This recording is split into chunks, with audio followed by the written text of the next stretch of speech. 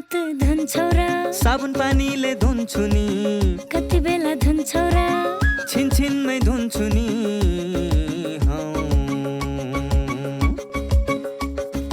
घरमा पस्दा अफिस पस्दा सधैँ धुन्छु हात कोरोनालाई यसै गरी भगाइदिन्छु म त घरमा पस्दा अफिस पस्दा सधैँ धुन्छु हात कोरोनालाई यसै गरी भगाइदिन्छु म त भान्सा छिर्नु अगाडि खाना खानु अगाडि जहाँ त्यही छोएपछि हातले छोपी खोकेपछि हात धुन्छौ र साबुन पानीले धुन्छु नि कति बेला धुन्छौ र छिनछिनमै धुन्छु नि कोरोनाबाट बच्ने 3 उपायहरू। व्यक्ति बीच 2 मिटर टाढा बस्ने, घरबाट बाहिर निस्कँदा मास्क लगाउने र बेला बेलामा साबुन पानीले मिची 20 सेकेन्डसम्म हात धुने। कोरोनाबाट आफू पनि बचाउँ र अरूलाई पनि बचाउँ। दर्शकवृन्द नमस्कार। कार्यक्रम स्वस्थ जीवनको आजको श्रृङ्खलामा यहाँलाई हार्दिक स्वागत छ।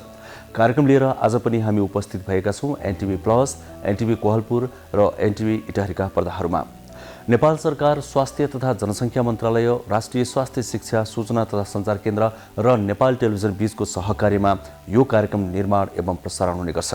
कार्यक्रममा हामी स्वास्थ्य सम्बन्धी विभिन्न जानकारीमूलक सामग्रीहरू बढीजसो प्रस्तुत गर्ने गर्छौँ ताकि तपाईँ हाम्रो जीवनमा आइपर्ने या आइपर्न सक्ने स्वास्थ्य सम्बन्धी विभिन्न समस्याको समाधान खोज्न सकियोस् र त्यसका लागि हामी विभिन्न विज्ञहरूसँग संवाद पनि गर्ने गर्छौँ अनि विभिन्न जानकारीमूलक सामग्रीहरू पनि प्रस्तुत गर्ने गर्छौँ। हो दर्शकवृन्द, आज पनि हामीसँग त्यस्तै केही सामग्री रहेका छन्। आउनुहोस् ती सामग्रीतिर प्रवेश गरौँ।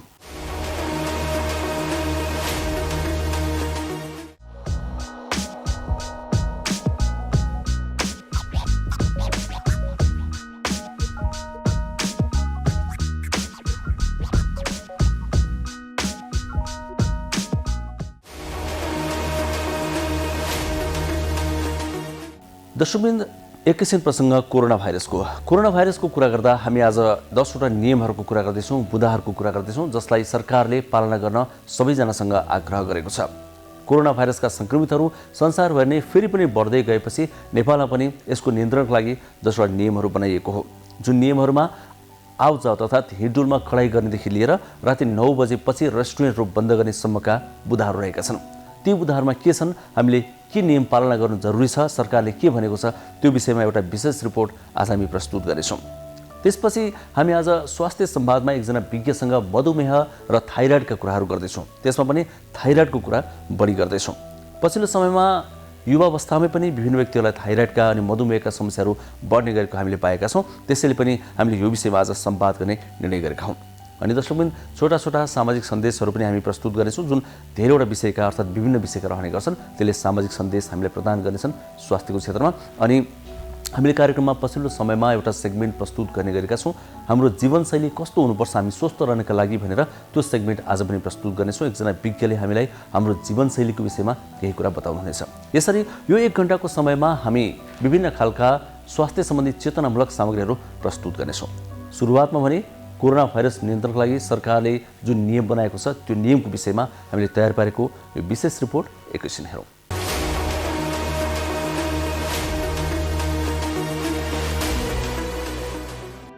नेपालमा पछिल्लो केही दिन यता कोरोना संक्रमण बढ्दै गएपछि स्वास्थ्य तथा जनसङ्ख्या मन्त्रालयले संक्रमण फैलिन नदिन विभिन्न निर्णय गरेको छ।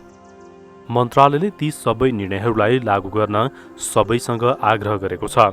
मन्त्रालयले सार्वजनिक गरेको 10 बुँदे आग्रहमा 9 बजेपछि रेस्टुरेन्ट बन्द गर्नेदेखि आवागमन कडाइ गर्ने सम्मका कुराहरू छन्।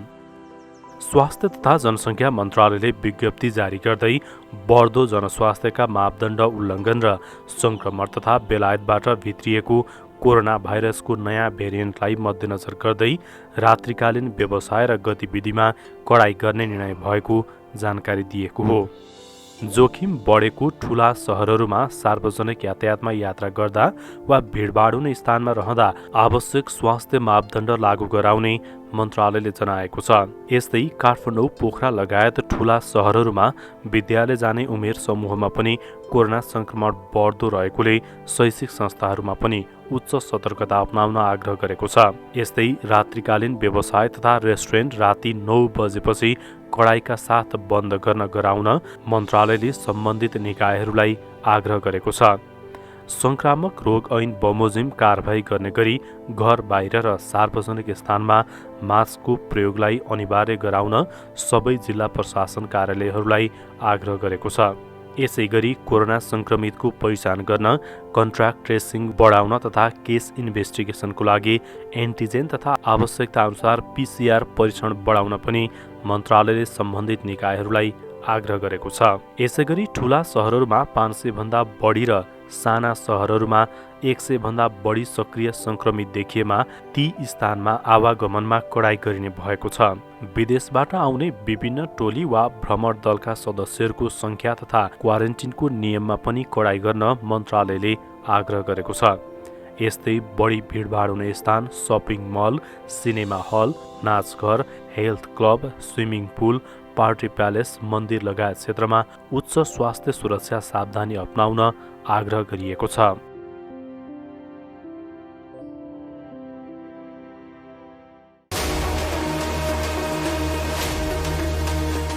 कोरोना भाइरस महामारीको अवस्थामा सुरक्षित गर्भावस्था।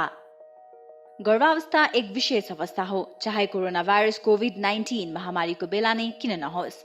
विपद वा सामान्य अवस्था जे भए तापनि गर्भवती तथा उनको गर्भमा रहेको बच्चालाई विशेष हेरचाह र स्याहार चाहिन्छ। गर्भवतीमा पनि कोरोना भाइरसको संक्रमण हुन सक्छ। त्यसैले कोभिड-19 का लक्षणका साथै गर्भावस्थामा देखिन सक्ने खतराका लक्षणहरूबारे जानकारी राखौं। गर्भावस्थामा देखिने खतराका लक्षणहरू: टाउको साह्रै दुख्नु, आँखा तिरमिराएर धमिलो देखिनु, हात तथा मुख सुनिनु, हात खुट्टा अरुरो भई काँप छुट्नु वा मुर्छा पर्नु, कडासित तल्लो पेट दुख्नु, योनिबाट रगत वा पानी बग्नु। यी मध्ये कुनै पनि खतराका लक्षणहरू देखा पर्ने बित्तिकै तुरुन्तै नजिकैको स्वास्थ्य संस्थामा जाँच्न लैजानु पर्दछ। नियमित गर्भवती जाँच तथा खतराका लक्षणको समयमै पहिचान गरी गर्भावस्थालाई सुरक्षित बनाऊ।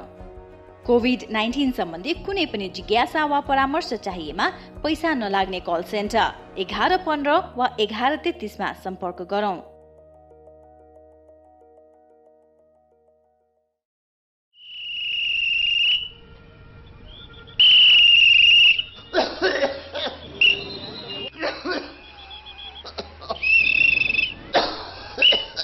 यो मान्छेले यसरी लगातार खोक्न थाल्नुमा कति भयो?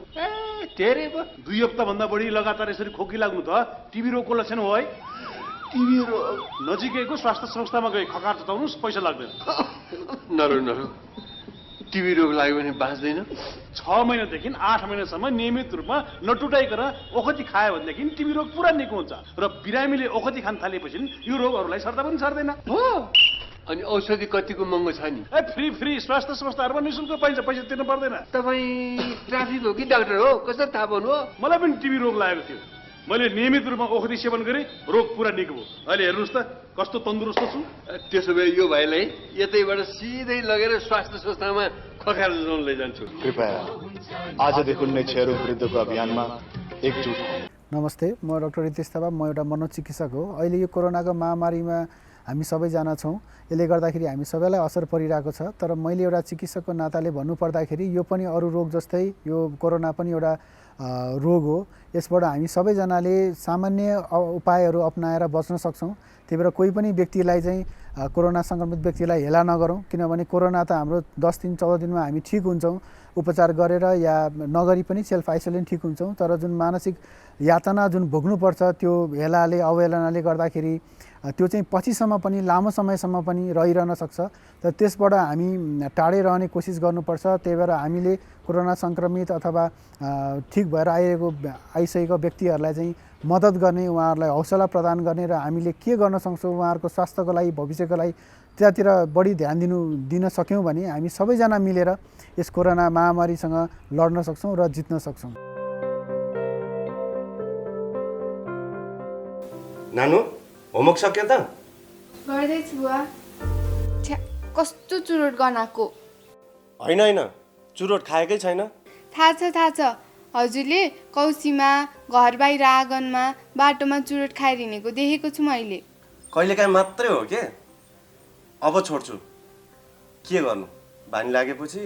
सुन्नुहोस्, हजुरले चुरोट खानुभयो, हजुरलाई त असर गर्छ नै। हजुरले खाएको चुरोटको धुवाले हामीलाई पनि रोगी बनाउँछ। हामी रोगी भएको हजुरलाई मनपर्छ? होइन मलाई त तिमी स्वस्थ फुर्तिलो भएको पो मनपर्छ। त्यसो भए सुन्नुहोस् बा, हाम्रो सरले भन्नुभएको चुरोटको धुवाको 3 तहको असर हुन्छ अरे। First hand, second hand, third hand. होइन के हो नानु यो first hand, second hand, third hand भनेको? जसले चुरोट खायो उसलाई चुरोटको धुवाले फर्स्ट ह्यान्ड असर गर्छ। सँगै बस्ने मान्छेलाई चुरोटको धुवाले सेकेन्ड ह्यान्ड असर गर्छ, जुन धेरै हानिकारक हुन्छ। त्यो अहिले मलाई भइरहेको छ। सरी नानु, अनि यो थर्ड ह्यान्ड भनेको के नि? हजुरले जुन ठाउँमा बसेर चुरोट खानुभयो त्यो ठाउँमा पछिसम्म चुरोटको धुवाको असर रहिरहन्छ। त्यही ठाउँमा पछि आएर बस्ने मानिसलाई पनि असर गर्छ, त्यो थर्ड ह्यान्ड भयो। ए बुझेँ, यो त ठुलो अपराध पो रहेछ। अब म प्रतिज्ञा गर्छु, आजैदेखि धुम्रपान त्याग गर्छु। धन्यवाद बुवा।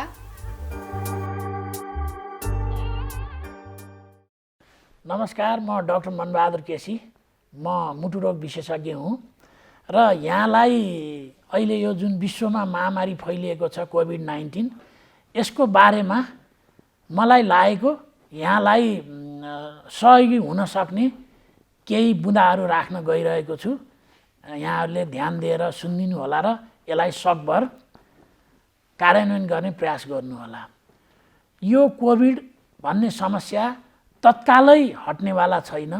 यो समस्याबाट हामी कम्तीमा पनि 1-1.5 वर्षदेखि केही वर्षसम्म योसँग सँगै बाँच्नुपर्ने हुनसक्छ। त्यसो गर्दा यो समस्याबाट डराएर तर्सेर भागेर होइन, यसलाई डटेर सामना गर्नुपर्छ। डटेर सामना गर्ने हाम्रो मुख्य अस्त्र भनेको एउटा मास्क हो। मास्क अनिवार्य लगाऊँ र राम्रोसँग लगाऊँ, नाक मुख छोपिने गरी, टम्म हुने गरी, अनि सकेसम्म भिडभाडमा नजाउँ। भिडभाडमा जानुपर्ने अवस्था आयो भने सकेसम्म 2 मिटरको दूरी कायम गर्ने प्रयास गरौँ। अनि तेस्रो भनेको यो हामी अनावश्यक चिज नछुँ र छुनुपर्ने अवस्था भयो भने उपलब्ध छ भने साबुन पानीले मिची हात धुने बानी बसालौँ। उपलब्ध छैन भने सेनिटाइजरको प्रयोग गर्न सकिन्छ। यी बुँदाहरू यहाँहरू सबैलाई थाहा छ। त्यो बाहेक म केही हामीले ध्यान नदिएको तर यो सर्न सक्ने अत्यन्तै महत्त्वपूर्ण 1-2 वटा बुँदा थप्न चाहन्छु। त्यो के भने हामी कोही चिनेको मान्छे भेट भयो अथवा कहीँ कामले जानु पर्यो भने जब 2 जना कुरा गर्न थाल्छौँ, मास्क मुखबाट तल झारेर हामी कुरा गर्न थाल्छौँ। यो गलत बानी हो। सबैभन्दा कोरोना सर्न सक्ने एउटा सम्भावना यसैबाट हुन्छ, किनभने हामी बोल्दाखेरि मुखबाट थुक्का छिटाहरू निस्कन्छ र दुवैजनाले मास्क खोलेर कुरा गर्दा यो सजिलै सर्न सक्छ। 1, 2 हामी सँगै बसेर खाने, त्यो चाहे घरमा होस् चाहे रेस्टुरेन्टमा होस्। यदि घर परिवारको मान्छे बाहेक अरू नयाँ पाहुना अथवा नयाँ साथीसँग घरमा रेस्टुरेन्टमा बसेर खाना खाँदा पिउँदा त जरुर मास्क लगाइँदैन।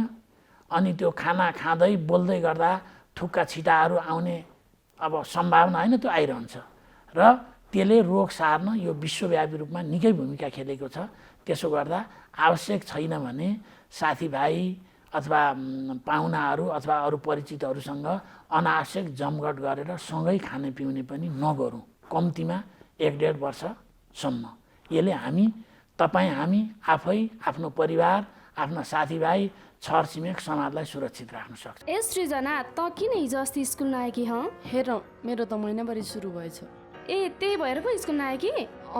मलाई त पहिला एकदमै डर लागेको थियो, पछि आमाले सम्झाउनु भएपछि बल्ल बुझेँ। अनि स्कुल त आउनु पर्थ्यो नि त।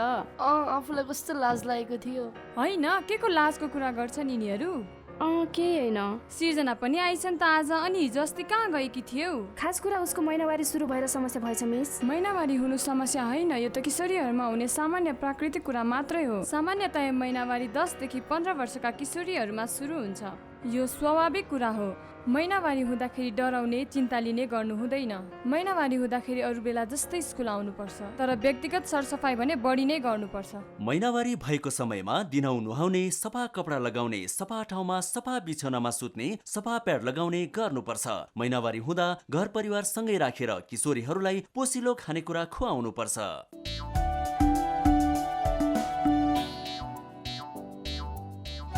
नमस्ते दाजु भाउजू। नमस्कार। कताबाट अस्पतालमा?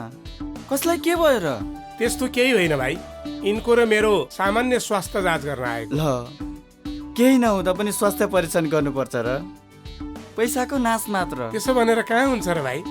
समय समयमा स्वास्थ्य जाँच गरायो भने आफ्नो स्वास्थ्यको अवस्थाबारे थाहा हुन्छ। यसरी नियमित रूपमा स्वास्थ्य जाँच गराउँदा कुनै रोग लागेको छ भने सुरुवाती अवस्थामा नै रोग पत्ता लाग्छ, अनि समयमै उपचार गर्न सजिलो हुन्छ नि। सही भन्नुभयो दाइ। मैले पनि आफ्नो र परिवारको नियमित स्वास्थ्य जाँच गराएको भए आज मेरो श्रीमतीको यो हालत हुने थिएन र पैसा पनि जोगिन्थ्यो। म त मेरो र मेरो परिवारको स्वास्थ्य प्रति सजग छु। तपाईँ पनि अबदेखि नियमित रूपमा स्वास्थ्य परीक्षण गराउनुहोस् है। राष्ट्रिय स्वास्थ्य शिक्षा सूचना तथा सञ्चार केन्द्र। दर्शकवृन्द, अब एकैछिन प्रसङ्ग थाइराइडको। थाइराइड एउटा यस्तो रोग हो जुन रोग लागेपछि निको हुन निकै गाह्रो हुन्छ भन्छन् विज्ञहरू। त्यसो भए यो रोग लाग्नै नदिन के गर्ने त? लागिसकेको छ भने के गर्ने? यसलाई कसरी कम गर्ने? यसलाई कसरी निको पार्न सकिन्छ? यो विषयमा हामीले एकजना विज्ञसँग कुराकानी गरेका छौँ। उहाँसँगको त्यही कुराकानीमा आधारित स्वास्थ्य संवाद अब हामी कार्यक्रममा एकैछिन प्रस्तुत गर्दैछौँ।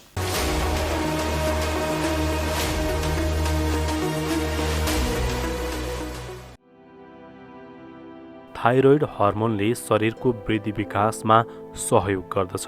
खानालाई शक्तिमा परिणत गर्ने प्रक्रिया नियन्त्रण गर्न थाइरोइड हर्मोन आवश्यक हुन्छ।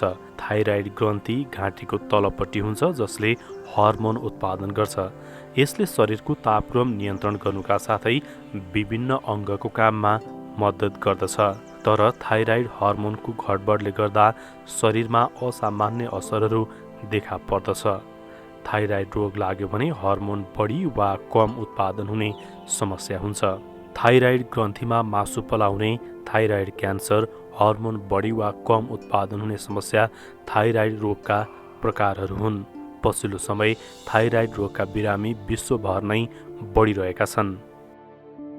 एकातिर धेरै मोटाउने जटिल समस्या र अर्कोतर्फ जति खाए पनि नमोटाउने समस्या हुन्छ। डिप्रेसन, अस्वाभाविक तौल बढ्नु, अत्यधिक थकान, कपाल झर्नु, छाला सुक्खा हुनु, महिनावारी गडबड हुनु, बाँझोपन, हात काम्नु, घाँटी सुक्खा हुनु, मुटुको चाल बढ्नु, शरीर झमझम गर्नु आदि थाइरोइडका लक्षणहरू हुन्। थाइरोइड तथा हर्मोन रोग र उपचारबारे थाइरोइड विशेषज्ञ डाक्टर दीपक मल्लसँग हामीले संवाद गरेका छौँ। प्रायःजसो हाम्रो ओपिडी हुन्छ। हाम्रो ओपिडीमा चाहिँ प्रायःजसो भनेको तपाईँको डायबिटिज र थाइरोइडका बिरामीहरू आउँछन्। ती बाहेक हामी कहाँ चाहिँ अरू जुन हर्मोन हुन्छ, हर्मोन भनेको एक किसिमको ग्रन्थि हुन्छ हाम्रो शरीरमा, ग्ल्यान्ड भन्ने हुन्छ। त्यो ग्ल्यान्डबाट निस्किने तत्त्व हुन्छ, त्यो तत्त्वलाई हामी हर्मोन भनिन्छ। त्यो हर्मोनहरू सम्बन्धीको रोगहरू आउनुहुन्छ। प्रायःजसो हामी कहाँ अरू पनि आउने भनेको हामी कहाँ चाहिँ प्रसुति गृहबाट, सिभिल हस्पिटलहरूबाट र अन्य ठाउँहरूबाट चाहिँ तपाईँको बाजोपन लिएर आउने हुन्छन्। हर्मोनको कारणले गर्दाखेरि आउँछ बाजोपनहरू। अलिकति यङ एजमै, त्यो एकदम यङ एजसँग जुन रिलेटेड भएको हुनाले भर्खरै बिहा भयो, 2-3 वर्ष पनि भइसक्यो, बिहा भएको भइसक्यो, तर आफूसँग बच्चा भएन भने त्यस्तो किसिमको बिरामीहरू हामी कहाँ अहिले चाहिँ म्याक्सिमै छ, बढेको छ। अर्को भनेको हामी कहाँ चाहिँ मोटोपन केटाकेटीको बच्चाहरू यङ एजमा अथवा तपाईँको 14-15 वर्षको उमेरमा एकदम मोटो भयो, 80 किलो 90 किलोका उयोहरू आउनुहुन्छ, बच्चाहरू आउनुहुन्छ। अर्को भनेको तपाईँको अहिले पनि मैले जुन पनि भने केटी मान्छेहरूको मात्र होइन कि केटा मान्छेहरूको जुन बाजोपन हुन्छ त्यो पनि आउनुहुन्छ हामी कहाँ, त्यो आउँछ। र अर्को भनेको हाइट नबढ्नुको कारण उमेर भइसक्यो, आफू क्लासमा सबभन्दा होचो, सुरुमा अग्लो थियो, पछि एउटा लेभलमा आइसकेपछि हाइट बढ्न स्टप भयो। अरू सबैजना अग्लो भए आफू चाहिँ होचा भए भनेर मेल फिमेल आउनुहुन्छ, दुईटै आउनुहुन्छ। अरू भनेको हाम्रो शरीरमा तपाईँको केटी मान्छेहरूको अनुहारमा अनावश्यक किसिमले रौँहरू आउने, जुङ्गाहरू आउने, दारीसारी आउने, कपालमा रौँहरू आयो, छातीमा रौँहरू आयो, खुट्टातिर रौँहरू आयो भनेर नै आउनुहुन्छ। केटा मान्छेमा ठ्याक्क उल्टो, केटा मान्छेको उमेर भइसकेको छ तर जुङ्गै आएन, दारीसारी आएन भनेर त्यो किसिमको बिरामी आउनुहुन्छ। र अनि कसैको हाइट एकदमै अग्लो हुने, तपाईँको जिउरोहरू बाक्लो भएर जाने, यी हातहरू एकदम औँलाहरू बढेर जाने, जुन औँलामा पहिला जुन रिङ लगाएको हुन्छ त्यो रिङ लगाएको औँलाको साइजहरू बढ्दै जाने, खुट्टाहरू जुन बढ्दै जाने, यस्तो किसिमकोहरू पनि आउनुहुन्छ हामी। अघि पनि मैले भने हाम्रो शरीरमा थाइरोइड ग्ल्यान्ड हुन्छ एउटा, यो ग्ल्यान्ड तपाईँको घाँटीमा यसरी हात गरेर यसो गर्नु भने ठ्याक्कै यहीँनिर हुन्छ पुतली सडकको जुन आकारको हुन्छ, यो पुतली आकारको चिटिक्क परेको तपाईँको दाहिने र बायाँ साइडमा हुन्छ, बिचमा एउटा इस्मस भन्ने हुन्छ, यसले चाहिँ थाइरोइड ग्ल्यान्डलाई जोइन गरिदिएको हुन्छ। जोइन गरेर ठ्याक्क हाम्रो सास फेर्ने नलीको अगाडिपट्टि हुन्छ, यो अगाडिपट्टि एउटा चिटिक्क परेको थाइरोइड ग्ल्यान्ड हुन्छ। यो ग्ल्यान्डले निकाल्ने हर्मोन हो, हर्मोन हामीले त्यसपछि बल्ल हामीले T3 र T4 भन्ने हर्मोन निकाल्छ। त्योभन्दा पनि पहिला हाम्रो टाउकोभित्र पिट्युटरी ग्ल्यान्ड भन्ने हुन्छ, त्यो पनि एउटा एक किसिमको ग्रन्थि नै हो। त्यो हर्मोनले चाहिँ त्यो पिट्युटरी ग्ल्यान्डबाट आउने भनेको TSH हर्मोन, र त्योभन्दा माथि फेरि एउटा हाइपोथ्यालामस भन्ने हुन्छ, र हाइपोथ्यालामस, पिट्युटरी र थाइरोइड ग्ल्यान्ड, TRH, TSH र T3 T4 हर्मोन बल्ल यहाँबाट आउँछ। र यो T3 T4 हर्मोन भनेको चाहिँ हाम्रो शरीरमा चाहिँ मेटाबोलिक जुन किसिमको एक किसिमको मेटाबोलिजम हुन्छ त्यसलाई हामी BMR भन्छौँ, बेजल मेटाबोलिक रेट।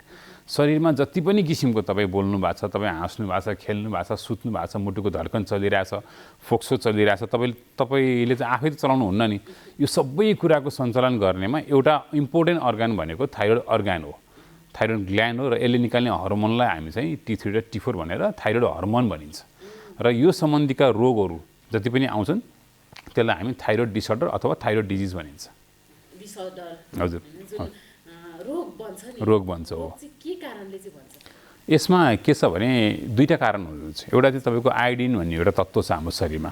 हामी नेपालमा तपाईँको हिमालतिर पहाड भयो र एकदम धेरै फेरि पानी पनि पर्ने ठाउँ हाम्रो नेपाल। त्यो भएको हुनाले सबै कुरा हाम्रो शरीरमा माटोमा भएको आयोडिन चाहिँ वास आउट भएर गयो। वास आउट भएर गइसकेपछि हाम्रो शरीरले आयोडिन तपाईँले नर्मल्ली आयोडिन पाउनु भएन, जुन सोइलबाट जुन माटोबाट पाउनुपर्ने आयोडिन थियो, खानेकुरामा पाउनुपर्ने आयोडिन थियो, त्यो चाहिँ तपाईँको शरीरले पाएन। नपाएपछि तपाईँलाई के भयो, तपाईँको शरीरमा आयोडिनको चाहिँ कमी भयो, अथवा एकदमै धेरै छ आयोडिन, जुन ठाउँमा यस्तो ठाउँमा बस्नु भएको छ तपाईँ, त्यहाँ चाहिँ आयोडिनको मात्रा धेरै छ भने त्यो चाहिँ दुई किसिमको रोग हुने भयो। एउटा चाहिँ आयोडिन कमी भएर तपाईँलाई हाइपोथाइरोइडिजम भन्ने हुन्छ, हाइपो भनेको कम, थाइरोइड रोगले ल्याउने लक्षणहरू हामी हाइपोथाइरोइडिजम भनिन्छ भने हर्मोन ज्यादा भइदियो, आयोडिन पनि ज्यादा भयो, थाइरोइड ग्ल्यान्डले हर्मोन चाहिँ ज्यादा निकाल्यो भने त्यसलाई हामी चाहिँ हाइपरथाइरोइडिजम भन्छ। हाइपर भनेको ज्यादा भयो, थाइरोइडिजम भनेको एक किसिमको रोग भयो। र आयोडिन कम हुनु पनि नराम्रो भयो, आयोडिन ज्यादा हुनु पनि तपाईँको लागि नराम्रो भयो। र हाम्रो नेपालमा एक किसिमको अध्ययन पनि भएको छ, कुनै ठाउँमा अध्ययन हुँदाखेरि हाम्रोमा चाहिँ 17.3% चाहिँ हाम्रो शरीरमा आयोडिनको मात्रा कम देखेर हाइपोथाइरोइडिजम आएको छ, र हाइपर चाहिँ तपाईँको अलिकति कम आएको छ, तपाईँको 11.9 मात्र आएको छ। भन्ना मतलब यो एकदमै धेरै हो। अर्को कारण भनेको तपाईँको अटोइम्युन डिजिज भनिन्छ हामीले। अटोइम्युन डिजिज भनेको तपाईँको शरीरमा कहाँबाट आउँछ थाहा हुँदैन, एन्टिबडी बनिन्छ। थाइरोइड ग्ल्यान्डले काम गर्नुपर्ने हो, थाइरोइडको रिसेप्टरहरू हुन्छ हाम्रो शरीरमा, त्यो रिसेप्टरहरूलाई चाहिँ अरू केहीले आएर अड्काइदियो भने त्यो रिसेप्टरले चाहिँ काम गर्न पाउँदैन। त्यो चाहिँ अटोइम्युन डिजिज भन्ने, अब त्यहाँ चाहिँ थाइरोइड मात्र हुँदैन, धेरै हुन्छन्। टाइप 1 डायबिटिज पनि एउटा अटोइम्युन डिजिज हो। तपाईँको पेटको समस्याहरूमा नि आउँछ, रगतको समस्याहरूमा नि आउँछ, अथवा त बाथरोगमा नि आउँछ। त्यो हुनाले हामीले चाहिँ यसलाई अटोइम्युन डिजिज पनि एउटा हुनसक्छ। र अर्को भनेको चाहिँ जो मान्छेको थाइरोइडको अपरेसन गरिसकेको छ, विभिन्न कारणवश थाइरोइडको अपरेसन गर्यो, कोही बेला तपाईँको ट्युमर हुन्छ अथवा क्यान्सर हुनसक्छ, त्यस्तो किसिमको अपरेसन गरिसकेपछि तपाईँलाई बिरामी हुनसक्छ। बिरामी त्यो निकालिसकेपछि उसलाई पनि तपाईँको थाइरोइड हर्मोन चाहिँ बाहिरबाट चाहिँ चाहिने हुन्छ। यसरी हाम्रोमा चाहिँ रोगहरू हुन्छ। जस्तै अब यो थाइरोइड भएको चाहिँ कसरी थाहा पाउने हामीले हैन, ओके, कस्ता लक्षणहरू देखिन्छन्? मैले अघि पनि भने हाम्रो शरीरको चाहिँ बेजल मेटाबोलिक रोग 24 आवर्सको तपाईँको बेजल मेटाबोलिक रोग कन्ट्रोल गर्ने भनेको थाइरोइड हर्मोनले हो। एउटा वान अफ द इम्पोर्टेन्ट कुरा त हो। यसमा अब किताबमा लेखे जत्तिकै साइन एन्ड सिम्टमहरू बिरामी लिएर आउँदैनन्, तर यसको सिम्टम भेग हुन्छ। अब हाइपर भनेको ठ्याक्क उल्टो हुन्छ। हाइपोथाइरोइडिजममा चाहिँ के हुन्छ भने सबभन्दा पहिला तपाईँलाई अल्छी लाग्न थाल्छ। तपाईँको नर्मल लाइफमा हिजोसम्म तपाईँ एकदम एक्टिभ मान्छे, आज आएर अलिकति भए पनि म सुस्त भए जस्तो, अल्छी लागे जस्तो, पाताहरू गले जस्तो, डल भए जस्तो, काम गर्न पनि मन नलाग्ने, दिउँसै तपाईँलाई जुन चाहिँ निन्द्रा लाग्ने टाइपको त्यो किसिमको लक्षण चाहिँ प्रायमा आउँछ। त्यसपछि देखा परेको भनेको मोटोपन हुन्छ, एउटा मोटोपन आउँछ। अनि तपाईँको कपालहरू पनि अलिअलि भए पनि झर्ने हुन्छ होइन। अनि अर्को एकदमै इम्पोर्टेन्ट भनेको तपाईँको कब्जियत हुनसक्छ। कब्जियत हुने, काम गर्ने बेलामा अलिकति भने स्याँ भए जस्तो हुने, यस्ता किसिमका लक्षणहरू चाहिँ सुरुमा आउनसक्छ। अलि पछि गएर मोटोपनको कारणले गर्दाखेरि आउने लक्षणहरू हुन्छ। डायबिटिज पनि हुनसक्छ फेरि पछि गएर। थाइरोइडले गर्दाखेरि डायबिटिज हुने होइन कि, थाइरोइड भइसकेको बिरामी अल्छी भयो, मोटोपन बढ्दै गएपछि त्यसले गर्दाखेरि तपाईँको इन्सुलिन रेजिस्टेन्स आउनसक्छ। आइसकेपछि चाहिँ थाइरोइड हुनसक्छ। थाइरोइड हुँदाखेरि मोटोपन पनि बढ्छ हजुर। कोही मानिसहरू अलिकति मोटोपन लक्षणहरू मिल्छ अनि कतै मलाई थाइरोइड भयो कि भनेर आउँछन् हो त्यो। र अर्को भनेको तपाईँको हाइपोमा त यो देख्ने भयो। अब हाइपरमा फेरि ठ्याक्कै उल्टो हुन्छ, मान्छे दुब्लाउँदै जान्छ, अलिकति भने हाइपर एक्टिभ हुन्छ ऊ। अब हाइपोथाइरोइडिजममा मान्छे लोसी हुँदै गएको थियो नि, यसमा चाहिँ मान्छे अलिकति कस्तो भने चुलबुले टाइपको हुन्छ। हातखुट्टामा तपाईँको पसिनाहरू आउने हुन्छ, हातहरू काम्ने पनि हुनसक्छ। र कोही बिरामीको सबैको होइन, कोही हुन्छ। हामी अटोइम्युन डिजिज भन्छौँ। अटोइम्युन डिजिज जसको पोजिटिभ छ उनीहरूको चाहिँ यहाँनिर तपाईँको गलगाड आउनसक्छ। गलगाड आएर आँखाहरू पनि बाहिर आएको हुनसक्छ। हातखुट्टामा तपाईँको घाउहरू आएको नि हुनसक्छ। र यस्तोमा अर्को कुरा भनेको तपाईँलाई डाइरिया लाग्ने, फ्रिक्वेन्टली डाइरिया, र मान्छे दुब्लाउँदै जाने, भोक लागेकोलाई गर्ने, मान्छे दुब्लाइ गर्ने, यस्तै किसिमको जुन लक्षणहरू चाहिँ सुरुवातमा आउन सक्छ। तर यी सबै लक्षणहरू थाइरोइडकै हो कि होइन भनेर हामीले चाहिँ जाँच गर्नुपर्ने हुन्छ। गलगाँड हजुर हो, पहिला एकदमै धेरै थियो हाम्रो नेपालमा हो। जबदेखि हाम्रो नेपालमा मात्र होइन र सायद मेरो विचारमा अफ्रिकन कन्ट्रिजहरूमा पनि जबदेखि तपाईँको सल्टमा चाहिँ आयोडिन एड गरियो नि, एड गरिसकेपछि त्यसपछि हाम्रो शरीरमा आयोडिन पायो। शरीरले पर्याप्त मात्रामा त होइन, तर आफूलाई जति चाहिने थियो त्यो मात्रामा आयोडिन पाइसकेपछि यो रोग एकदमै कममा आएको छ। यो प्रायः जस्तो चाहिँ हामीले चाहिँ यङ एजमा चाहिँ आउँछ। मेलमा भन्दा पनि फिमेलमा आएको छ ज्यादा। तर मेलमा चाहिँ अलिकति भए पनि यसको जुन तपाईँको जटिलता हुन्छ, जटिलता चाहिँ मेलमा ज्यादा आउँछ। फिमेलमा चाहिँ यो अलिकति 20-22 वर्षको एजको उमेरमा एकदम धेरै आएको छ। यो गलगाँड ठिक हुन्छ। पहिला यसको उपचार थिएन। अहिले पनि हाम्रो गाउँघरतिर हजुरआमाहरूलाई छ, यो कतिपय छ। यसको उपचारको लागि हामीले सुरुमा चाहिँ यसले अब मैले अघि पनि भने बेजल मेटाबोलिक रेट हाई हुने बित्तिकै शरीरको पल्स धड्कनहरू बढ्न थाल्छ, मान्छे एकदम एन्जाइटिक हुन्छ, हातखुट्टाहरू काम्ने हुन्छ। त्यस्तो किसिमको चाहिँ सिम्टमलाई हामीले कम गरिदिनुपर्छ। र साथसाथमा तपाईँको थाइरोइड जति पनि थाइरोइड बढेको छ नि, बढेको थाइरोइडलाई चाहिँ कम गरिदिनुको लागि औषधि छ। थाइरोइड चाहिँ कति प्रकारका हुन्छन् डाक्टर साहब? ओके, थाइरोइड चाहिँ तपाईँको अहिलेलाई हामीले समग्रमा हेर्ने भने चाहिँ हाइपोथाइरोइडिजम र हाइपरथाइरोइडिजम मात्र हो अहिलेलाई हेर्ने। तर कोही बेला कस्तो हुन्छ भने तपाईँको यो लक्षण आउनुभन्दा पहिला तपाईँको थाइरोइडाइटिस भन्ने पनि हुन्छ एउटा। थाइरोइडाइटिस भनेको के भने कुनै पनि किसिमको भाइरलले गर्दाखेरि, ब्याक्टेरियाले गर्दाखेरि तपाईँको शरीरमा आक्रमण गरेर थाइरोइड हर्मोनलाई चाहिँ ज्यादा उत्पादन गरिदिन्छ। त्यस्तो अवस्थामा तपाईँको तौल अचानक घट्ने र तपाईँलाई ज्वरो आएको हुनुपर्छ। ज्वरो आएर तपाईँको घाँटी एकदम टन दुखेको अवस्थामा त्यसलाई हामी चाहिँ थाइरोइडाइटिस भनिन्छ। यसको पनि विभिन्न भागहरू छन्। पेनलेस थाइरोइडाइटिस भन्छ, साइलेन्ट थाइरोइडाइटिस भनिन्छ, अथवा चाहिँ ट्रान्जिट थाइरोइडाइटिस पनि भनिन्छ। र कोही बेला चाहिँ गर्भवती भइसकेपछि, प्रेग्नेन्सी भइसकेपछि, डेलिभरी भइसकेपछि पनि थाइरोइड डिजिज आउन सक्छ। यसलाई हामी पोस्टपार्टम थाइरोइडाइटिस भनिन्छ। र यसरी अब बुझ्ने हो भने चाहिँ हाइपो र हाइपर भनेर बुझ्ने हो। तर हाइपरको पनि आफ्नो एबिसिडी हुन्छ र हाइपोको पनि कोही बेला हामीले एबिसिडी मात्रै लाउन गर्न मिल्छ। यो गर्भवती जुन समय सिद्धेपछि, बच्चा जन्मिसकेपछि ठिक हुन्छ कि यसलाई पनि पुनः पछिसम्म औषधि खानुपर्छ के हुन्छ? हजुर, अहिले अघि पनि मैले भने हामी कहाँ डायबिटिस र थाइरोइड बाहेक अर्को आउने भनेको बाजोपनले आउने हो। र अर्को कुरा के पनि हुन्छ भने तपाईँको सबै कुरा नर्मल छ। श्रीमानको शुक्रगिरी पनि नर्मल छ, श्रीमती पनि नर्मल छ, महिनावारी पनि सबै कुरा ठिक छ। तर बच्चा बसेन भनेर आउनुहुन्छ हामी कहाँ चाहिँ होइन। अथवा चाहिँ के भनेर आउनुहुन्छ भने प्रेग्नेन्सी भयो तर अर्ली चाहिँ मिसक्यारेज भयो, अथवा चाहिँ एबोर्सन भइदियो चाँडै, अर्ली हुनमा चाहिँ त्यसको लागि चाहिँ थाइरोइडको एकदमै रोल हुन्छ।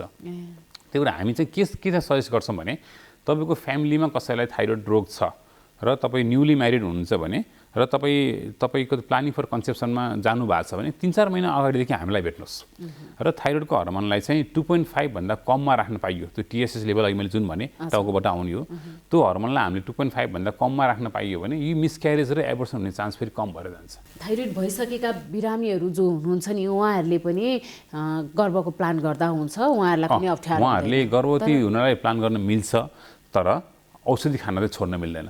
औषधि खाइरहँदा पनि मिल्ने भयो, खाइराख्दा पनि मिल्छ तर त्यसको एउटा जुन चाहिँ टार्गेट छ कि त्यो टार्गेट चाहिँ हामीले चाहिँ 3 भन्दा कम अथवा यति हुन्छ भने 2.5 सम्म चाहिँ ल्याइदिनुपर्छ। किनभने अनुसन्धानहरूले के बताउँछ भने 2.5 मा आएको थाइरोइडको मिसक्यारेज चाहिँ कम भइरहेछ तर जसको 5, 6, 7, 8, 9, 10 भएको छ तिनीहरूको मिसक्यारेजहरू एबर्सन हुने चान्स फेरि हाई हुन्छ। त्यो भने यसलाई हामीले जतिसक्दो 2.5 मा ल्याउन सक्यो यति नै राम्रो हो। र हामीलाई प्रायः बिरामीहरूले अर्को प्रश्न के सोध्नुहुन्छ भने थाइरोइड भएकाहरूलाई प्रेग्नेन्सी हुन मिल्छ कि मिल्दैन र प्रेग्नेन्सी भएको अवस्थामा औषधिलाई सेवन गर्ने कन्टिन्यू गर्ने कि नगर्ने? कन्टिन्यू गर्नुपर्छ।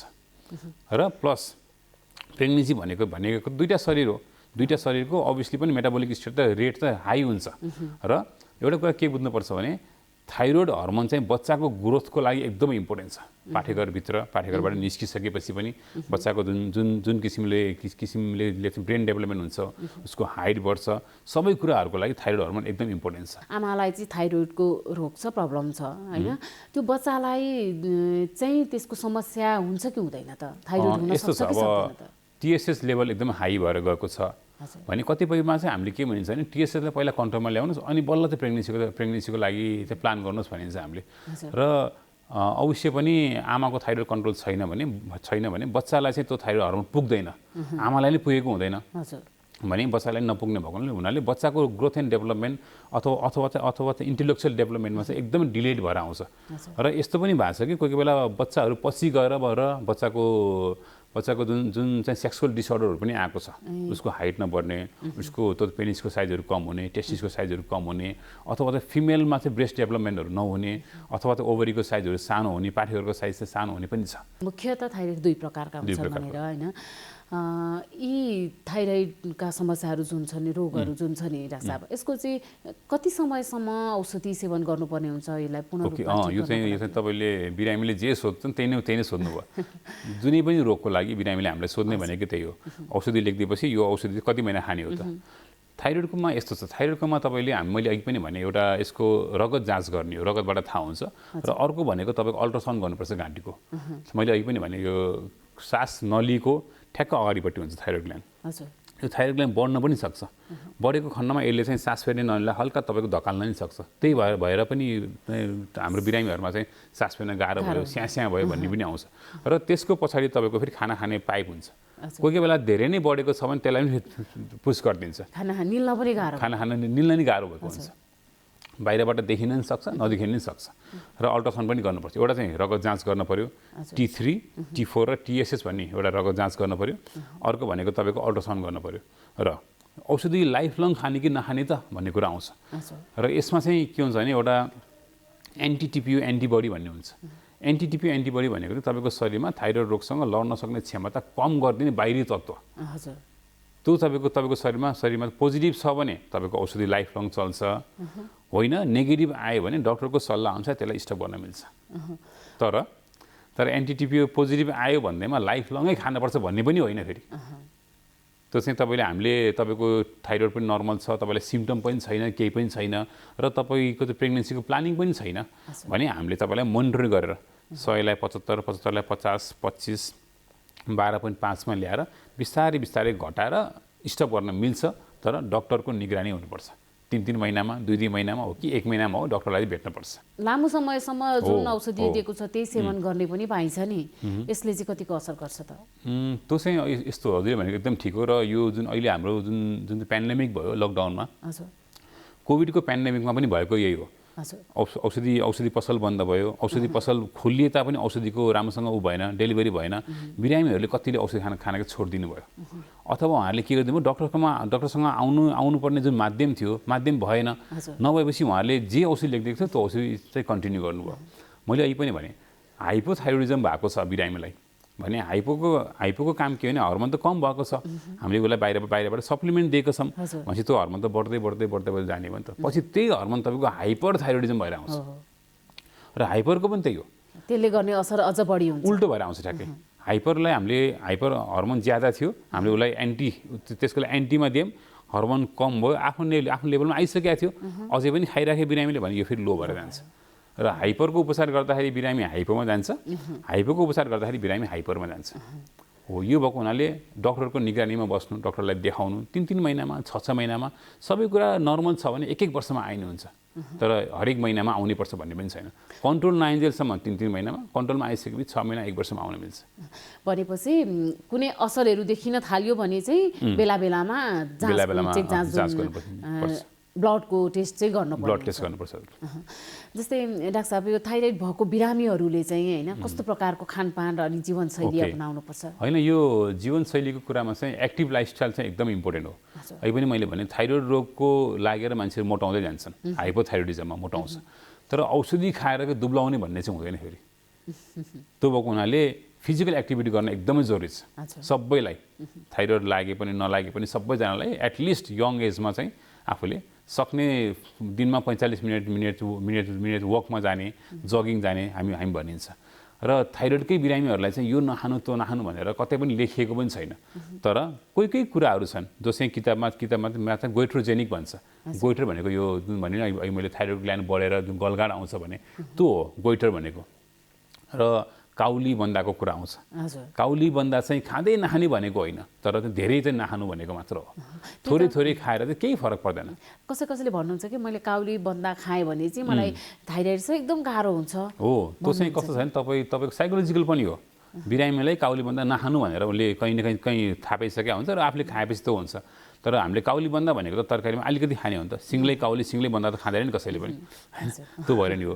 र अर्को कुरा तपाईँको समुद्री खानेकुराहरू, आफू नेपालमा त समुद्र छैन, विदेश गएको बेलामा समुद्रमा धेरै नै आयोडिन हुन्छ, आयोडिन तत्त्वहरू त्यहाँ धेरै भएको हुनाले समुद्र मुनि पाउने काउली बन्दाहरू हुन्छ, त्यो तपाईँको सीविडहरू भन्छ होइन, सी क्याबेजहरू भन्छ, र त्यो समुद्री माछाहरू चाहिँ कमै खाइयो, तर खाँदै नखाने भनेको छैन। औषधि जो सेवन गरेर होइन सन्चो भइसक्नु भएको बिरामीहरू हुनुहुन्छ नि, निश्चित समयसम्म खाएर चाहिँ अब यहाँहरूले अब ठिक छ तपाईँहरूलाई सन्चो भयो, अब तपाईँहरूले औषधि सेवन गर्नु पर्दैन भनेर उहाँहरूले छोड्नु भएको छ नि औषधि, उहाँहरूलाई चाहिँ फेरि थाइरोइड हुने सम्भावना चाहिँ हुन्छ कि हुँदैन त? यस्तो छ, त्यसमा मैले अहिले पनि भने एन्टिटिपी एन्टिबडी पोजिटिभ छ भने थाइरोइड फेरि पनि बल्झिन सक्छ, तर जसको चाहिँ नेगेटिभ छ तपाईँको 12.5 अथवा त 12 mcg भनेको थाइरोइडको औषधिको सबभन्दा लोएस्ट डोज हो। त्यो डोजको औषधि खाएर 3-4 महिना नर्मल भएर उहाँले छोड्नु भएको छ भने चाहिँ बल्झिन सक्ने सम्भावना चाहिँ धेरै नै कम हुन्छ, तर डक्टरलाई चाहिँ भेट्नुपर्छ 6 महिनामा वर्षमा एकपटक भेट्ने, तर फ्रिक्वेन्टली हरेक महिना चाहिँ गर्नु पर्दैन। र यसमा चाहिँ हामीले विशेष गरी अलिकति ध्यान दिनुपर्ने भनेको प्रेग्नेन्सी हो। प्रेग्नेन्सी एउटा भयो, र अर्को भनेको तपाईँको मुटुको रोगीहरू जो हुनुहुन्छ उहाँहरूलाई थाइरोइड देखिन्छ। र मैले अहिले पनि भने हामी कहाँ प्रायःजसो बिरामीहरू चाहिँ गङ्गालालबाट आउनुहुन्छ, सहिद गङ्गालालबाट। बिरामीको के भएको हुन्छ, मुटुको धड्कन बढिरहेको हुन्छ, आत्तिरहेको हुनाले उहाँहरू चाहिँ हार्ट सेन्टरमा जानुहुन्छ, गङ्गालालै नभनौँ, हार्ट सेन्टरमा पुग्नुहुन्छ। हार्ट सेन्टरमा पुग्दाखेरि थाइरोइडको डिसअर्डर भएर फेरि हामी कहाँ आउनुहुन्छ। हो त्यस्तै किसिमका बिरामीहरूलाई, ओल्ड एजको बिरामीहरूलाई जसलाई मुटुको रोगहरू छ, त्यो उमेरको बिरामीहरूलाई चाहिँ हामीले सित्तिमिति औषधि चलाउँदा पर्छ, तर एकदमै लो डोजमा। तपाईँको 30-40 वर्षको उमेरमा र 60-70 वर्षको उमेरमा चलाउने औषधिको डोज चाहिँ एकदमै फेरि हाफै हुन्छ, किनभने अहिले पनि मैले भने हाइपर चाहिँ हाइपो हुन्छ र हाइपो चाहिँ हाइपर हुन्छ। र हाइपर थाइरोइडिजममा तपाईँको वृद्ध अवस्थामा जसको मुटुको रोग छ उहाँहरूलाई चाहिँ मुटुको धड्कन एकदमै बढ्न सक्छ। त्यो भएको हुनाले 100 भन्दा माथि 150-200 आएर र मुटुमा फेरि पनि हार्ट एट्याक हुने सम्भावना हुन्छ। त्यो भएको हुनाले यो ग्रुपलाई चाहिँ हामीले एकदमै डराएर एकदमै तपाईँको प्रिकसन लिएर चाहिँ औषधि चलाउनुपर्छ। डाक्टर जस्तै अब थाइरोइड भइसकेका बिरामीहरूले होइन एकदमै विशेष गरी ध्यान दिनुपर्ने कुराहरू चाहिँ के हुन सक्छन्? एक त थाइरोइडको औषधि डक्टरले भने बमोजिम खानु पर्यो, र अघि हाम्रो अलिकति यसमा छुटेको छ, र औषधि चाहिँ कतिखेर खाने भन्ने कुरा आउँछ। यो एकदमै ख्याल राख्नु, बिरामीले हरेक पटक सोध्छन् हामीलाई। र हामीले चाहिँ के भनिन्छ भने तपाईँले थाइरोइडको औषधि अरू कुनै औषधिसँग मिक्स गर्न मिल्दैन। यसलाई हामीले प्रायः जसो इन एम्प्टी स्टमक भनेर लेखिन्छ, प्रायः जसोले खाने यही हो। किनभने बिहान उठ्ने बित्तिकै खायो भन्ने बित्तिकै त्यो कस्तो भने सम्झना पनि आउँछ, अथवा यसलाई तपाईँले बिहान उठ्ने बित्तिकै खान सक्नु भएन। फर इक्जाम्पल प्रेग्नेन्सीमा चाहिँ तपाईँको बिहान उठ्ने बित्तिकै नजिया हुन्छ मर्निङ सिकनेस हुन्छ, त्यसले गर्दाखेरि खाएको औषधि तपाईँलाई उल्टी भएर जान सक्छ। यस्ता बिरामीहरूलाई हामीले चाहिँ लेट नाइट खाना खाएको 2 घन्टा 3 घन्टापछि मात्र खानुहोस् है भनेर नि भन्न सकिन्छ। र अनि एउटा कुरा यो अलिकति ख्याल गर्न पऱ्यो। र प्रेग्नेन्सीमा पनि तपाईँको डक्टरले लेखिदिनु भएको फोलिक एसिड लेखिदिनुहुन्छ, आइरन चक्कीहरू लेख्नुहुन्छ, अथवा क्याल्सियम चक्की लेख्नुहुन्छ। त्यो चक्की र थाइरोइडको औषध सँगै खान मिल्दैन। एटलिस्ट पनि 45 मिनट आधा घन्टासम्म चाहिँ केही नै खान मिल्दैन। यो एउटा भयो। र अर्को भनेको नर्मल तपाईँको लाइफस्टाइललाई चाहिँ एकदम नर्मलमा राख्नुपर्छ। थाइरोइडलाई भनेर यो नखाने त्यो नखाने भन्ने हुँदैन, कहीँ पनि छैन। र त्यो हामीले अब बिरामीले काउलीभन्दा पाकेको छ भने थोरै खानुहोस् है, तर कस्तो हो भने चाहिँ खाँदै नखाने चाहिँ हुँदैन। र 3 महिनामा 6 महिनामा डक्टरलाई चाहिँ भेट्नै पर्छ। डाक्टर साहब, जस्तै अब थाइरोइडको बिरामीहरूले चाहिँ उपचारको लागि होइन नेपालमै सबै कुरा पर्याप्त रूपमा पाउन सक्नुहुन्छ कि यसको लागि उपचार गर्नको लागि विदेश जानुपर्ने अवस्था छ कि छैन त? ओके, धेरै पहिला नेपालमा तपाईँको थाइरोइडको रगत मात्र जाँच गर्नको लागि पनि रगतबाट तानेर प्लेनमा चढाएर दिल्ली पुर्याइन्थ्यो। इन्डियाको कुनै भागमा जान्थ्यो भने यो मेरो विचारमा 15-20 वर्ष अगाडि पनि त्यति साह्रो छ्यापछ्याप्ती थिएन। किनभने रोग त थियो होला, तर तपाईँको इन्भेस्टिगेसनै थिएन। तर अहिले आएर थाइरोइड रोगकै लागि भनेर विदेश जानुपर्ने छैन। हाइपोथाइरोइडिजमको ट्रिटमेन्ट एकदम राम्रो हुन्छ। हाइपरथाइरोइडिजमको ट्रिटमेन्ट पनि नेपालमा एकदम सम्भव छ। वीर स्थलमै हामीसँग तपाईँको न्युक्लियर मेडिसिन आइसकेको छ। न्युक्लियर मेडिसिनले के पत्ता लगाउँछ भने तपाईँको गलगाड आएको छ र थाइरोइड हर्मोन ग्ल्यान्डले तपाईँको त्यो न्युक्लियर मेडिसिनको जुन आयोडिन दिन्छ हामीले त्यसको अपटेक हेर्ने हो। त्यसको अपटेक हेरेर त्यसलाई हामीले चट्ट निको पार्न सकिन्छ। र आयोडिनले चाहिँ सुकाउने पनि हुन्छ एउटा तत्त्व जसको गलगाड छ, तर त्यसले चाहिँ आँखामा आँखा पनि कोही बेला बाहिर आएको हुन्छ। त्यो छैन भने आँखा बाहिर आइसकेको अवस्थामा चाहिँ उपचार राम्रो हुँदैन। तर आँखा बाहिर आएको छैन, भित्रै चाहिँ आँखाहरू पाक्नै सक्ने भएको छैन, अथवा कसैको आँखा रातो भएको हुन्छ, आँसु चुहेको गर्ने हुन्छ। त्यस्तो बिरामीहरूलाई चाहिँ अलिकति गाह्रो हुनसक्छ। तर जसको त्यस्तो छैन, गलगाड मात्र दिएको छ, हाइपरथाइरोइडिजम अथवा यसलाई हामीले चाहिँ ग्रेव्स डिजिज भनिन्छ। ग्रेव्स डिजिज मात्र छ भने यसको ट्रिटमेन्ट एकदमै राम्रो छ। र कोही बेला तपाईँको चाहिँ थाइरोइडको क्यान्सर पनि देखिन्छ। थाइरोइडको क्यान्सर तपाईँको नर्मल अवस्थामा 81 आफ्नो ग्ल्यान्ड चाहिँ अल अफ अ सडन बढेर आयो, अनि बढेर आएको छ र एफएनएसी भन्ने एउटा सानो सुईले चाहिँ घोसेर हेर्ने क्रममा थाइरोइडको चाहिँ क्यान्सर देखियो भने पनि त्यो उपचार नेपालमै सम्भव छ। भनेपछि थाइरोइडको क्यान्सर चाहिँ ठिक हुन्छ कि हुँदैन डाक्टर? हुन्छ, चट्टै निको हुन्छ है, चट्टै निको हुन्छ। कति समयसम्म थाहा भयो भने चाहिँ ठिक हुन्छ? त्यो चाहिँ यति नै भनेर भन्नु गरेको छैन। कसरी थाहा पाउने त? मतलब अब थाइरोइडको क्यान्सरै भयो भन्ने कुरा चाहिँ यस्तो छ। मैले अघि पनि भने थाइरोइड हरेक थाइरोइडको बिरामीहरूलाई हामीले रगत जाँच र चाहिँ तपाईँको थाइरोइडको अल्ट्रासाउन्ड गर्नैपर्छ, भिडियो एक्सरे गर्नैपर्छ। भिडियो एक्सरे गर्ने क्रममा थाइरोइड ग्ल्यान्ड चाहिँ बढेको छ र थाइरोइड ग्ल्यान्डभित्र तपाईँको माइक्रो क्याल्सिफिकेसन भन्छ, सानो किसिमको क्याल्सियमहरू देखियो भने त्यस्तो किसिमको थाइरोइडलाई हामीले एफएनएसी गर्नैपर्छ। सुईले चाहिँ घोचेर निकालेर हेर्ने हो। त्यो निकालेर हेर्ने क्रममा तपाईँको कोही बेला चाहिँ थाइरोइडको क्यान्सर भनेर आउँछ र त्यस्तोलाई चाहिँ हामीले थाइरोइड ग्ल्यान्ड निकालेरै फाल्नुपर्छ। थाइरोइड ग्ल्यान्ड निकालेर फालेर र एक किसिमको तपाईँको एब्लेसन पनि गर्नुपर्छ। निकालेर मात्र पुग्दैन, निकाल्ने क्रममा कोही बेला सानो भागहरू चाहिँ रहेको हुन्छ र त्यस्तो बिरामीलाई हामीले फेरि तपाईँको सेकाउने भन्ने हुन्छ। त्यसलाई सेकाएर र अनि 2 वर्षमा 1 वर्षमा रेडिएसन थेरापी पनि दिन मिल्छ र यो चाहिँ राम्रो पनि छ। यो मैले सुनेको सायदै कहीँ पढेको जस्तो लाग्छ मलाई, सबैभन्दा धेरै निको हुने रोग चाहिँ क्यान्सर भनेको चाहिँ थाइरोइड क्यान्सर भेरी गुड हो नि। एक किसिमको छ यसमा पनि, त्यो तपाईँको फास्ट ग्रोइङ र नन फास्ट ग्रोइङ भन्ने हुन्छ, बिनाइन भन्ने हुन्छ। बिनाइन नोडुल त क्यान्सर भएन, तर मेलिग्नेन्ट के भन्छ क्यान्सर भइसकेपछि पनि कुनै एक किसिमको छ तपाईँको एनाप्लास्टिक भन्छ। एनाप्लास्टिक थाइरोइडको चाहिँ रिकरेन्स के अरे तपाईँको सर्भाइभल रेट एकदम कम छ अरूको भन्दा, तर चाँडै नै पत्ता लगायो भने यसको रोग चाहिँ एकदम राम्रो हुन्छ।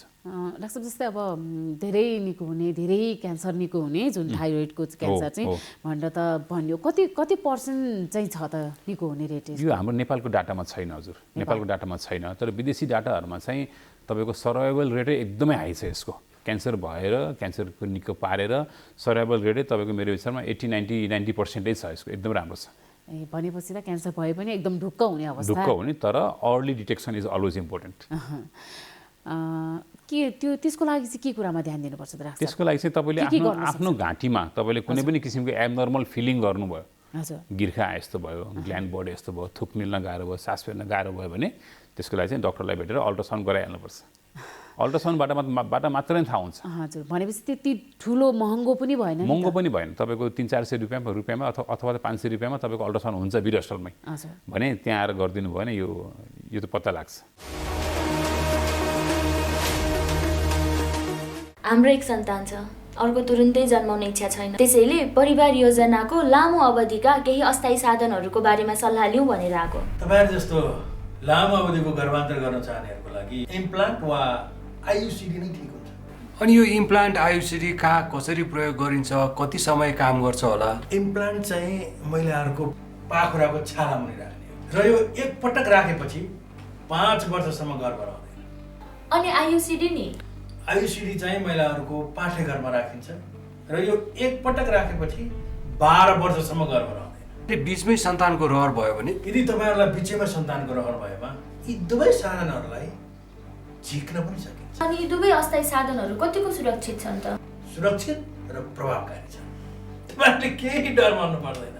पहिला तपाईँहरूले सल्लाह गर्नुहोस्, त्यसपछि सेवाको लागि त हामी जहिले आउनुहुन्छ तयार छौँ। नमस्ते, म डाक्टर विजेश राज घिमिरे, क्यान्सर रोग विशेषज्ञ। म यहाँहरूलाई आज हाम्रो क्यान्सर र कोभिडको बारेमा केही भन्न गइरहेको छु।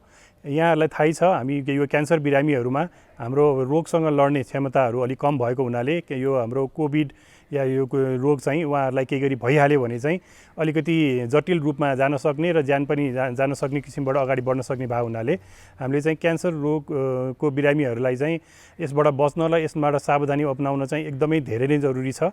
त्यसैले गर्दाखेरि म यहाँहरू सबैलाई अरूहरूले त सबैले गर्नु नै पर्छ, तर यहाँ क्यान्सर रोगीहरूले चाहिँ र क्यान्सरबाट उपचार गराइरहेका या क्यान्सर लागेर निको भइसकेका बिरामीहरूले चाहिँ यसमा एकदमै नै धेरै याद गर्नुहोला।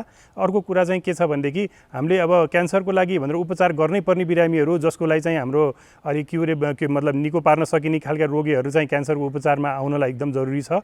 कोरोनाकै बिचमा पनि हामीले उपचार दिइरहेका छौँ र यसमा चाहिँ कि यहाँहरू आत्तिनु पर्दैन, हामीले सबै हाम्रो आफ्नो प्रिकसनहरू लिएर उपचार गरि नै रहेका छौँ। तर पनि अब धेरै बिरामीहरू चाहिँ यहाँ के भन्छ क्यान्सरको अब उपचार सकिसकेर जेनरल फलोअपमा या कुनै जरुरी नभइकन पनि हस्पिटल कहिलेकाहीँ फाटाफुट्टा आउने गर्नु भएको छ। उहाँहरूलाई हामी के भन्न चाहन्छौँ भने जरुरी भएमा मात्रै हस्पिटल आइदिनु होला, होइन भने चाहिँ हामी सबैलाई मोबाइलबाट या अरू कुनै माध्यमबाट चाहिँ फोन गरेर अथवा हामीले उहाँहरूलाई यहाँ परामर्श दिन सक्छौँ र सबै चाहिएको मान्छे चाहिँ क्यान्सर उपचारमा आउनु होला, जरुरी पनि छ। तर नचाहिएका मान्छेहरू चाहिँ घरमै बस्नु होला र पर्नु पर्यो भनेदेखि चाहिँ डक्टरसँग चाहिँ अरू माध्यमबाट चाहिँ हामीलाई सम्पर्क गर्नु होला। दर्शकबिन कार्यक्रममा यहाँलाई फेरि पनि हार्दिक स्वागत छ। स्वस्थ जीवनमा छौँ हामी यतिखेर NTV plus, NTV Kohalpur, NTV इटहरीमा यो कार्यक्रम यहाँले दैनिक रूपमा हेर्दै आउनु भएको छ। अब एकैछिन जीवनशैलीको कुरा गरौँ। विज्ञहरूले भन्दै आएका छन् कि हामी स्वस्थ रहने या रोगी हुने या रोग लागेको छ भने निको पार्ने या नपार्ने त्यो कुरा हाम्रो जीवनशैलीमा भर पर्छ। हाम्रो खानपान, हाम्रो शारीरिक अभ्यास लगायतका विभिन्न कुराहरूमा भर पर्छ। त्यसो भए हामीले जीवनशैली कस्तो अपनाउनु जरुरी छ, त्यो पनि यतिखेरको समयमा। यो विषयमा एकजना विज्ञको सुझाव सहितको यो सामग्री हामी एकैछिन अब प्रस्तुत गर्दैछौँ। यो सेगमेन्ट मेरो जीवनशैली।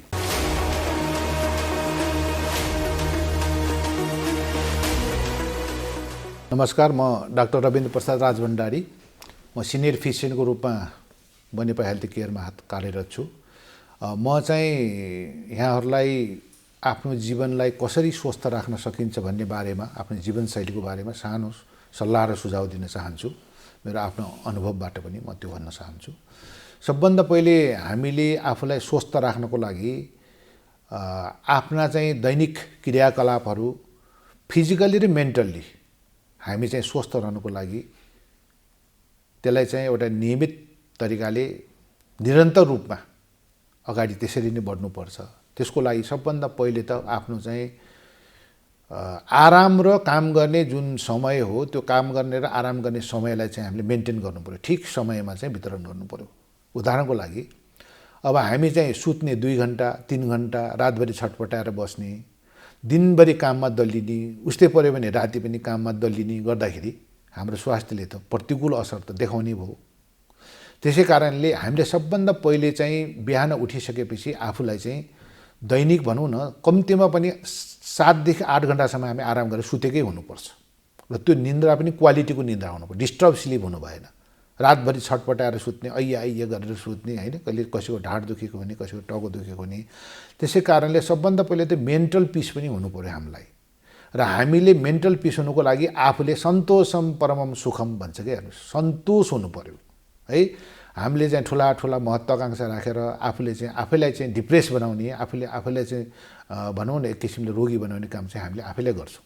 त्यसै कारणले सकेसम्म चाहिँ हामीले चाहिँ अब स्ट्रेस सबैसँग छन्, दुःख सबैसँग छन्, आफ्ना पीडाहरू सबैसँग छन्। त्यो पीडाहरूलाई भुल्नको लागि सकेसम्म हामीले चाहिँ आफूले मेन्टली पिस चाहिँ आफैलाई दिने हो, आफैलाई चाहिँ सम्झाउने हो, बुझाउने हो। यस्तै रहेछ जिन्दगी भन्ने चाहिँ हामीले चाहिँ त्यो चाहिँ आफूले मेन्टेन गर्ने हो आफूलाई। त्यस्तै प्रकारले हाम्रो खानपान चाहिँ हामीले चाहिँ अमिलो पिरो मसला भएको अत्यधिक तारेका चिजहरू होइन, कसैको त्यस्तो खाने बानी हुन्छ, त्यो चाहिँ अत्यन्त खराब बानी हो। हामीले खानपानमा चाहिँ स्वस्थकर खानाहरू सकेसम्म खानु पर्यो। त्यसको लागि अब अमिलो पिरो खाने हुन्न भन्ने होइन, त्यसको पनि एउटा सीमामा खानु पर्यो। त्यस्तै प्रकारले अब जाडोको समयमा चाहिँ हामीले अब चिसा कुराहरू सेवनहरू बढी गर्नु भएन होइन। जस्तै अहिले कोरोनाको चाहिँ महामारी देख्नुभयो होला, चिसोमा चाहिँ कोरोनाले बढी अट्याक गर्ने पाइयो होइन। त्यसैले चिसोको परिकारहरू सकेसम्म नखानुहोस्। कोकहरू, फ्यान्टाहरू, आइसक्रिमहरू, फ्रिजमा राखेका सामानहरू खानु भएन जाडोको बेलामा। आफ्नो बालबच्चाहरूलाई भने खाना दिनु भएन। जाडोको बेलामा तातो चिजहरू सेवनहरू गर्नु पर्यो होइन, लिक्विड चिजहरू तातो खानु पर्यो, सुपहरू खानु पर्यो होइन, चियाहरू खानु पर्यो। त्यस्तै प्रकारले अब व्यायामको ठुलो रोल छ हेर्नुहोस्। अब हामी अल्छी भने दिनभरि चाहिँ सुतेर बस्ने, बिदाको दिनमा पनि अरू दिनमा पनि बिहान उठ्दाखेरि 9 बजाउने, त्यो गर्नु भएन। बिहान अब 6 बजी उठ्नु पर्यो, उठेर चाहिँ आफ्नो शारीरिक व्यायामहरू गर्ने हो भने त्यो शारीरिक व्यायामहरू गर्नु पर्यो, खानपानमा समयमा खानु पर्यो। भन्नुको मतलब मैले यो भन्नु खोजेको कुरा के भने हामीले हाम्रो आफ्नो दैनिक क्रियाकलापहरू चाहिँ एकदम चाहिँ सन्तुलित तरिकाले अगाडि बढाउनु। त्यसमा चाहिँ खानपानदेखि लिएर हामीले आराम गर्ने समयदेखि लिएर सबै कुराहरू त्यसमा पर्छन्। त्यसको लागि हामीले स्वस्थ कुरो खानेकुराहरू खानु पर्यो र आफ्नो चाहिँ व्यायाम भन्ने कुराहरूले बिर्सन भएन, व्यायाम गर्नु पर्यो। शारीरिक व्यायामको ठुलो रोल छ। अनि मौसम अनुसारको खानेकुराहरू, उपयुक्त खानेकुराहरू खानु पर्यो। र अब हामीले चाहिँ प्रोटिन डाइटहरू चाहिँ जाडोमा चाहिँ प्रोटिन डाइटहरू खानु पर्यो होइन। अब गर्मीमा चाहिँ चिसो पदार्थहरू खान सकिन्छ। गर्मीमा चाहिँ गर्मी फेरि एकदमै चिया बढी खाँदा कति बिरामीहरूको चाहिँ नाकबाट रगत आयो भन्न आउनुहुन्छ कि कम्प्लेन गरेर। गर्मीमा चाहिँ गरम चिजहरू कम खानु पर्यो। त्यसरी चाहिँ आफ्नो जीवनलाई चाहिँ मेन्टेन गर्न सकिन्छ। गर्मीमा अब हल्का लुगा लाउनु पर्यो, जाडोमा त तातो लुगा लाएर हिँड्नु पर्यो होइन। यसरी चाहिँ आफ्नो जीवनलाई चाहिँ मेन्टेन गर्ने हो। सबभन्दा ठुलो कुरा चाहिँ मैले भनेको सन्तोषम परमम सुखम। मेन्टल्ली पनि हामी हेल्थी भएनौँ भने स्वास्थ्यमा हाम्रो असरहरू देखिन थाल्छ। त्यसकारण हामी स्वस्थ हुनुको लागि शारीरिक र मानसिक दुवै रूपबाट स्वस्थ हुनलाई हामीले चाहिँ आफ्नो चाहिँ काम गर्ने तरिका, काम गर्ने समय, आराम गर्ने समयलाई चाहिँ हामीले एकदम बरोबर रूपमा चाहिँ मेन्टेन गरेर अगाडि बढ्नुपर्छ।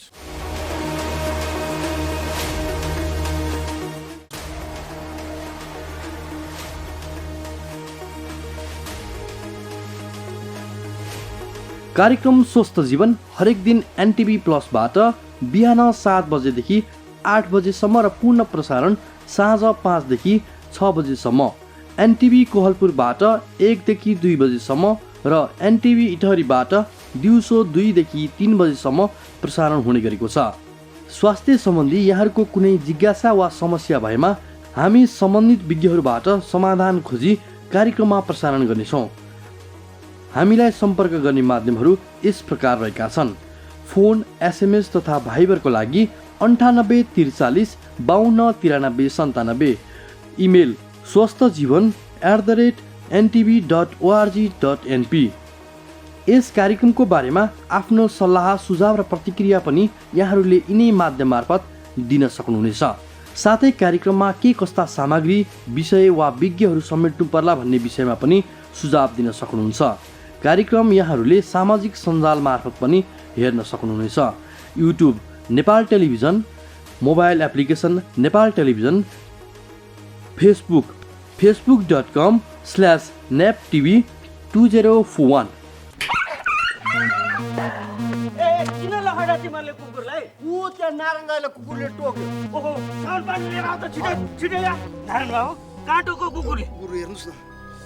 ए साउन पानी छिटो ल्याउनु दौडा। कसको कुकुर रहेछ? खै टोकेर भाग्यो, भुसिया हो कि? कुकुर साबुन पानी ल्याउ ल्याउ ल्याउ ल्याउ ल्याउ ल्याउ। कुनै पनि कुकुरले टोक्यो भने 5 मिनेटसम्म साबुन पानीले सफा गर्नुपर्छ। चिनेको वा पालेका कुकुर हो भने 10 दिनसम्म हेर्नुपर्छ।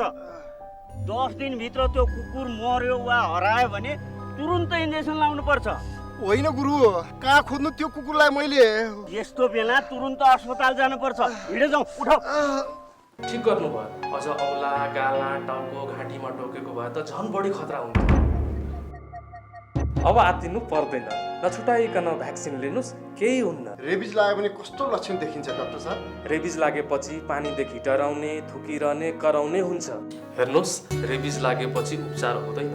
त्यसैले कुकुरले टोकेपछि समयमै रेबिजको भ्याक्सिन लिएमा सजिलै बच्न सकिन्छ।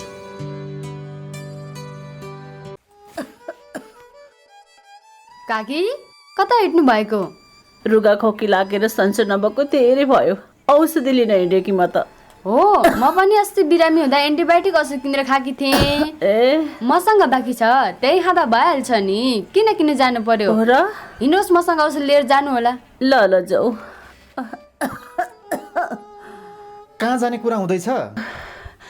बहिनीकोमा एन्टिबायोटिक रहेछ, त्यही लिन जान लागी। कहाँ त्यसरी एन्टिबायोटिक खानुहुन्छ त? स्वास्थ्य कर्मीको सिफारिस बिना मैले छोरीलाई एन्टिबायोटिक औषधि खुवाउँदा रोग बल्झेर छोरीले कति धेरै दुःख पाए। तुरुन्त स्वास्थ्य कर्मी कहाँ गएर जचाएर मात्र औषधि खानुहोस्। तपाईँ यहाँ आएर धेरै राम्रो गर्नुभयो। एन्टिबायोटिक औषधिको दुरुपयोगले बारम्बार रोग बल्झिएर निको हुन गाह्रो हुन्छ र हामी सबैलाई जोखिममा पारेको छ। त्यसैले सधैँ स्वास्थ्य कर्मीको सिफारिसमा मात्र एन्टिबायोटिक औषधि पुरा मात्रामा र पुरा अवधि सेवन गर्ने गरौँ। स्वास्थ्य सम्बन्धी महत्त्वपूर्ण नम्बरहरू। स्वास्थ्य सम्बन्धी कुनै पनि जानकारी र सहयोगका लागि स्वास्थ्य तथा जनसङ्ख्या मन्त्रालयका हटलाइन नम्बरहरू 1115 र 1133 वा मोबाइल नम्बर 985112 55839। एम्बुलेन्स सेवाको लागि 102 र 112। वैदेशिक रोजगारीको क्रममा स्वास्थ्यमा समस्या भएमा, अन्य सहयोग वा जानकारी आवश्यक परेमा श्रम, रोजगार तथा सामाजिक सुरक्षा मन्त्रालयको हटलाइन नम्बर 1141। शान्ति, सुरक्षा र अन्य सहयोगका लागि नेपाल प्रहरीको नम्बर 100। सशस्त्र प्रहरी बलको नम्बर 1114। रगत आवश्यक परेमा ब्लड बैंकको नम्बर 01 42 25 344। दर्शकबिन समय सकिन आँटेको छ, हामीले अब बिदा माग्नुपर्छ। यो कार्यक्रम यहाँले NTV plus, NTV Kohalpur, NTV इटहरीमा दैनिक रूपमा हेर्दै आउनु भएको छ, फरक फरक समयमा। यसबाहेक विभिन्न सामाजिक सञ्जालहरूमा पनि हेर्दै आउनु भएको छ। युट्युबमा, नेपाल टेलिभिजनको मोबाइल एप्समा, वेबसाइटमा यो कार्यक्रम यहाँले हेर्न सक्नुहुन्छ। हामीले विस्तृत जानकारी स्क्रिनमा देखाइरहेका छौँ। फेसबुक पेजमा हामी लाइभ नै गर्छौँ। नेपाल टेलिभिजनको आधिकारिक फेसबुक पेजमा साँझ 5 देखि 6 बजीसम्म यहाँले लाइभ हेर्न सक्नुहुन्छ र अरू बेला पनि हेरेर सेयर पनि गर्न सक्नुहुन्छ। अनि कार्यक्रम कस्तो लाग्छ हामीलाई सल्लाह, प्रतिक्रिया, सुझाव पनि दिँदै गर्नुहोला। अर्को कुरा, यहाँका पनि स्वास्थ्य सम्बन्धी कुनै जिज्ञासा या प्रश्न छन् भने हामीलाई पठाउनुहोला, हामी तिनीलाई सम्बोधन गर्नेछौँ। त्यसको लागि यहाँले टेलिफोन गर्दा पनि हुन्छ, त्यही नम्बरमा भाइबर गर्दा पनि हुन्छ, एसएमएस गर्दा पनि हुन्छ या इमेल गर्दा पनि हुन्छ। आजलाई छुट्टिन्छौँ, भोलि आजकै समयमा भेटिन्छौँ। यस्तै सामग्री धेरै प्रस्तुत गर्न बाँकी छ। स्वास्थ्यको विषयमा हेलचेक्राइ नगरौँ, अन्तिममा यही नै आग्रह गर्छौँ। हस् त, नमस्ते।